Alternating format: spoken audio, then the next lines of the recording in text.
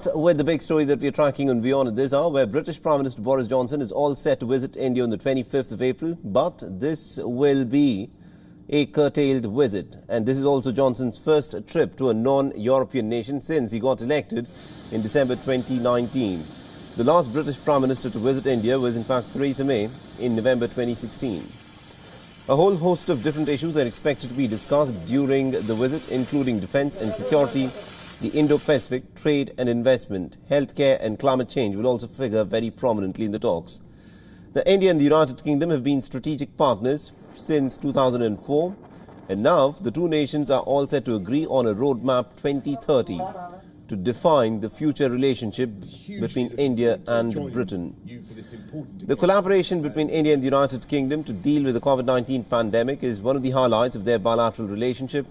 India and the United Kingdom jointly manufacture and distribute a COVID-19 vaccine developed in collaboration with the Oxford University, AstraZeneca and the Serum Institute of India. After Brexit, Britain has been working on an enhanced trade partnership with India with an aim of achieving a possible bilateral free trade agreement in the near future.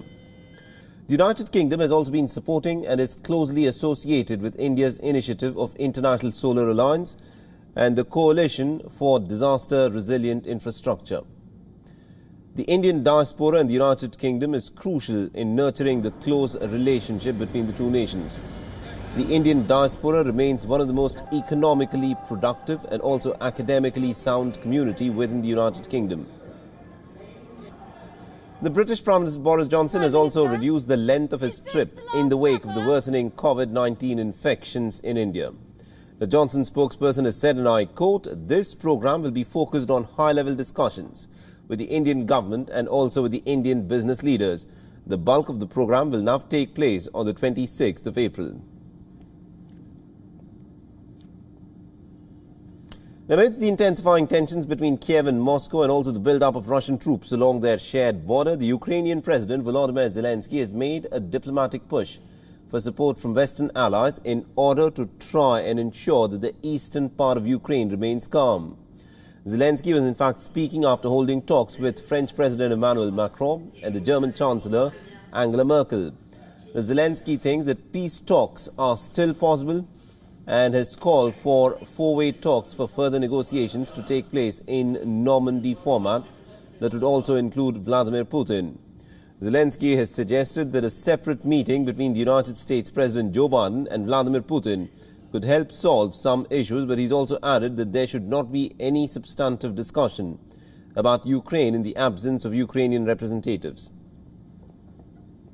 We have I think so warm and strong relations between Ukraine and France and then Germany that they always support our integrity, our sovereignty. But you know they say, and of course we feel it. But I said very directly and very honestly that we need now to move very quick. Sorry, I understand that it's our problem, but I think that it's not only our problem. That is the safety of Europe. When all Europe will understand that it's safety for all Europe, and we'll move together very quick from words to direct steps. That's it. So I thankful for them and for support. And also in a statement after the meeting, France, Germany and Ukraine have urged Russia to pull back its troops. Kremlin earlier had said that the fighting in eastern Ukraine had actually lessened, but it was monitoring the situation very closely. Zelensky is lobbying for NATO member nations to speed up Ukraine's entry into the NATO's military alliance. He's discussed this with Emmanuel Macron as well. Kiev and Moscow have blamed each other for the rising clashes in eastern Ukraine, where Ukrainian troops have fought with Russian-backed separatists in a conflict which has so far killed 14,000 people since 2014.